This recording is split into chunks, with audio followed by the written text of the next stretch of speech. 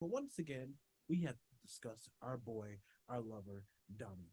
That's right. But this time, something a little different. So, for those of you who have been unaware, there's been a gag order on the former president, Donald J. Trump, for a while, barring him from commenting about court personnel. This order was just recently lifted yesterday, as a matter of fact. Judge David Freeman gave out the order, which is also known as a stay. This is now allowing the former president to speak freely about court staff while also allowing the appeals process to play out. Now, this is not the same judge that's in charge of the trial. That judge is Arthur Engoron. Judge Engoron was the one that imposed the gag order on October 3rd after Trump posted false comments about a judge's law clerk to social media on the second day of his trial in New York. Now, the Attorney General's lawsuit was that's what it was all about. Trump was later fined $15,000 for violating the gag order, and it expanded to include his lawyers after they questioned clerk Allison Greenfield's prominent role on the bench. This all is coming out.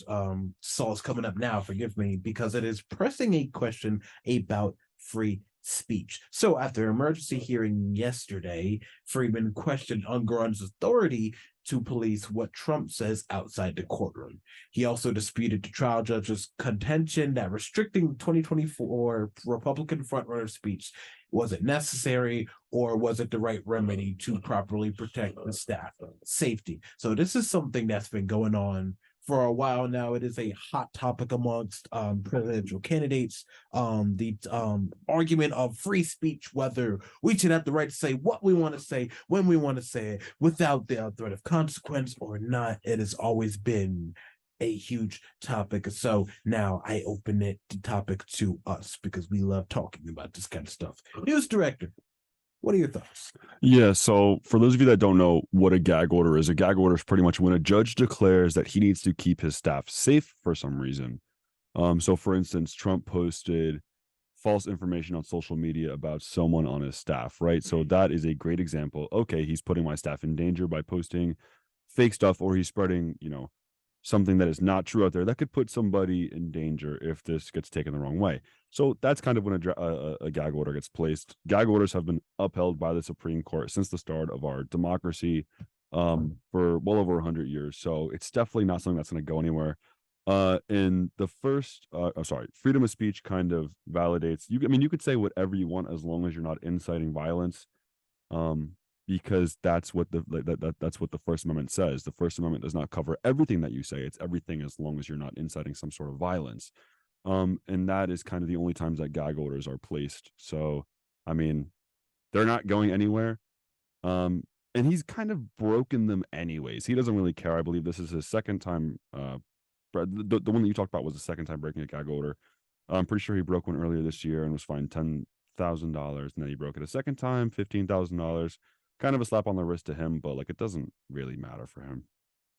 Honestly, no. We all know he's gonna run his mouth. That's kind of what his platform is about. Saying what you want to say when we want to say it, because America, right, guys? Yeah. It's kind of at this point, what else are you really going to expect? Honestly, not a lot more to comment on that. So I'm not gonna issue a gag order for you guys. What I am gonna do is talk about some more politics. So Nino, Yes, sir. what we got? Yeah, of course. So David DePape has been found guilty of federal charges in Paul Pelosi assault. Yesterday afternoon, David DePape was found guilty in a federal court after being accused of attacking then 82-year-old Paul Pelosi last year, right before the midterm elections.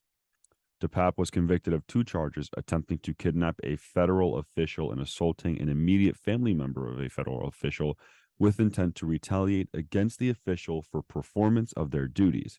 Apparently, DePape was there to kidnap Nancy Pelosi in a plan which he crafted to end political corruption. DePape's defense did not dispute that the 43-year-old struck Paul Pelosi multiple times with a hammer, fracturing his skull and injuring his hands and arms after breaking into the Pelosi's home on October 28th, 2022. Nancy Pelosi spokesperson Aaron Bennett released the following statement after the verdict's released. Speaker Pelosi and her family are deeply grateful for the outpouring of prayers and warm wishes for Mr. Pelosi from so many across the country during this difficult time. The Pelosi family is very proud of their pop, who demonstrated extraordinary composure and courage on the night of the attack a year ago in the courtroom this week. Thankfully, Mr. Pelosi continues to make progress in his recovery. According to DuPap, his own testimony, the intrusions at the Pelosi's home was to be the first in a list of targets that included progressive politicians and celebrities that he came to believe were part of a sinister cable driving the country to ruin. Other names on the list included California Governor Gavin Newsom, California Congressman Adam Schiff, actor Tom Hanks, President Joe Biden's son Hunter Biden, and Bay Area scholar and University of Michigan professor of women's and queer studies, Dr. Gail Rubin, identified as target one in court papers. DePape testified that his plan was to get Nancy Pelosi and other targets to admit to their corruption. If she lied, I would break her kneecaps, he said. The choice is on her. He then wanted President Joe Biden to pardon the subjects so we can move forward as a country. When this news came out late last year, back in October, it was really odd, in my opinion, because we saw like Ring doorbell footage of this guy. Like the footage was like, I don't even know how to explain this. So it was actually cop body cam footage that we saw, sorry. And we saw everything go down. Like we saw this guy outside the door with Paul Pelosi at the door with this guy outside the door with a hammer. And he just like started beating him. And we saw the whole thing go down because the cop was already there by the time that we got the footage. By the time that the attack happened, the cop was just like there watching it all happen. And I was so confused because I was like, this is like such big news, but it really wasn't talked about that much. But I mean, the whole plan to go there and kidnap Nancy Pelosi and teach all these politicians like a lesson is kind of, I mean, it's crazy, unarguably, in my opinion. It's just confusing how people get so lost like this. Kind of stupid. Not gonna lie. So wait, he was going to also, along with this, he was going to take Tom Hanks. Yeah. And break Tom Hanks's kneecaps. Yeah. And he. Tom Hanks, come on, Tom Hanks. Like you think He's an American hero. It's juvenile. It really is. It begs the question. No, not even begs the question, because like that's not even a question. It's an automatic thought that these people are not well in the head. It does bring awareness to just how seriously politics affects people. And I've never, ever understood how people treat politics as if they're Vincent sports. Like you see how serious people will go. Like I swear, Eagles fans, especially in New Jersey, are some of the craziest people. You can't say a single word against Phillies, Eagles, whatever. And like, yes, that's sports, but people treat politics like that. Yeah, it's like you can't. If you condemn Trump, you're praising Biden. If you condemn Biden, then you're also condemning Obama. And it goes back and it goes back, and people treat these political figures like they're sports teams to represent and stick by, and not people that are in charge of our country and responsible for making sure that we don't kill each other. And instead of like I can go on 1,000 rounds. I know, I understand, because listen, I understand. I'm a sportscaster here, and I study sports all around. But people as a Phillies fan, I know how intense sports fans can get, and people treat sports like politics. And I'm sorry, but I might have an awful night because the Eagles lost or the Phillies lost, but the next morning I'll wake up and it'll be okay. If something bad happens in politics, you don't know how long it is until everything's going to be okay. And you can't go react in the exact same way. The exact same way that, a bad loss comes, and, a potential actual crime where you have to break people's kneecaps. Yeah, I mean, we see people taking politics way too seriously. A lot back. I won't even say like too seriously. I'll say in the wrong direction. Yes. No. Yeah, that's actually completely accurate. Back in 2016, December of 2016, sorry, 2017, or no, 2016, what am I saying? Pizzagate happened. And for those of you that don't know what Pizzagate was, there was this false rumor spreading around across like social media platforms and all these dark website types that were super, super, super far right. Like QAnon, I guess you could say. And these rumors were saying that in Washington, D.C., the Democrats have like an underground child sex ring. That was the rumor that was going around. And then this was, I mean, clearly fake. The pizzeria that they were talking about didn't even have a basement, like, and that was like known to the general public. It was a super, super, super famous pizzeria in the area. And then a man traveled across the country to the state of DC, and they shot up the pizzeria because they heard this what was just completely false. And thankfully, no one got hurt. But we see stuff like this all the time where, because people hear it, they think that it's automatically true, and then they jump to these conclusions, and then they're just taking stuff way too seriously, where they think, okay, well, I have to go do something about this, and that's just not how the world works at all. And it gets to a point where you seriously, and it's why I get so annoyed when people, like in the case of President Donald Trump, whatever you feel about his politics, we all know that one of his main presidential characteristics was his unapologetic, I'm gonna say how I feel no matter how I feel, because America, free speech.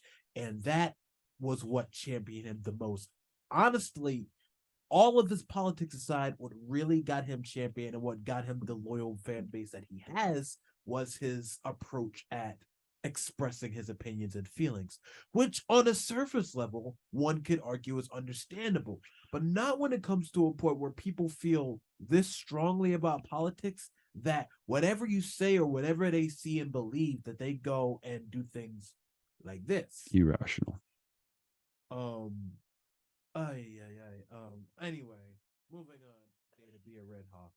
So many reasons that it's great to be a Red Hawk, including more and more programs such as the teacher apprentice program. So teacher shortages are facing the country at an alarming rate, impacting all levels of schools, including colleges and universities. So, how's our very own Montclair State University handling this? Introducing the first teacher certification apprenticeship program in the state of New Jersey, which is being backed by the U.S. Department of Labor. Only about this is only one of 27 such initiatives in the country, and this historic initiative is expecting to welcome students for the fall 2024 semester.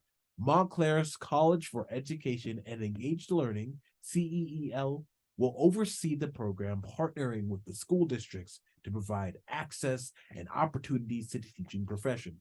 This guide will offer current paraprofessionals the chance to complete a bachelor's degree and teacher certification unless apprentices gain real-time teaching experience while simultaneously completing teacher certification requirements through an alternate route program. With more than a centuries of preparation, Montclair is ready to solve one of the state's most pressing educational challenges. Wow, go Montclair again, honestly. And aside from just worshiping Montclair and like constantly bringing up how great they are, whether you want to do that or not, you can't deny that programs like these are very important, especially with the lack of teachers that we've had. No, rephrase.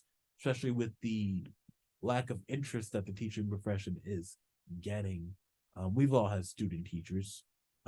If you remember how your student teachers were in your classrooms, how well do you think they would act as college students preparing to be teachers versus something like this? What do you guys think? I think this is, I mean, we've seen Montclair has taken a big leap forward in getting teachers ready in a lot of different ways. And this is another way that they're doing it. And it's very impressive that, a small school like Montclair is doing so much to help. 100%. It's genuinely something to look forward to. By the way, for those of y'all who are unfamiliar, Montclair was originally a teacher school. Yes, we may notice Montclair as a very liberal arts campus with programs specializing in the liberal arts, all ranging from film students to art students to dance. We have one of the best dance and theater companies in the country. Our film and media programs are some of the best in the country, especially in the state of New Jersey. That's what we're known for now. But years and years and years ago, it was the go-to spot if you ever wanted to be a teacher. It was New Jersey Normal School for teachers. The question begs, however, how many more students are they going to accept next year? And how many really want to do the teacher program here, especially since Montclair isn't really known for its teaching program anymore? Oh, I mean, I would say that a lot of people are going to want to sign up for this. I mean, it's a great program. It's a program, first of its kind, in New Jersey, at least that I've seen. Um, and Montclair is still very, very, very well known for its teaching program across our state, I would say. A lot of people that when they want to teach, they'll either go to Montclair or Rutgers. So I would say that that's also one of our proud programs, as far as I've heard. But I doubt that. I can't even say this because I mean I don't know. I was going to say that I doubt that they'll accept that, like, too many students, but I mean, they've kind of proven me It'll wrong be time and time again. So another record class. I guess. yeah, who knows? But at the same time, will these teachers be dorming here? No. So that takes that problem away. I guess the only problem left is parking. So I would say let's just knock down Dixon and build another parking deck, and then we'll be fine. all right, before we start a ride in here, now, by the way, for those of you who are unaware, that brings me up to something real quick before we dip for a little bit. Speaking of what you just brought up, there is a chance for us to ask these sorts of questions that we constantly brush joke about here on air. There's a chance for you guys to ask our very own president, Jonathan Capel, about that. When is that? December 1st. All right, December 1st. We will probably be streaming that here somewhere down the line. Not streaming, playing that sometime somewhere here. So if you want to hear the answers to these questions, like parking and the future of these programs, they'll likely the teachers program will be brought up along with the other programs we've been taught up. They will likely be brought up. So stay tuned for that. In the meantime, we will prepare to stop talking about such hard news and get on to our more lighthearted part of our show. So please stay tuned.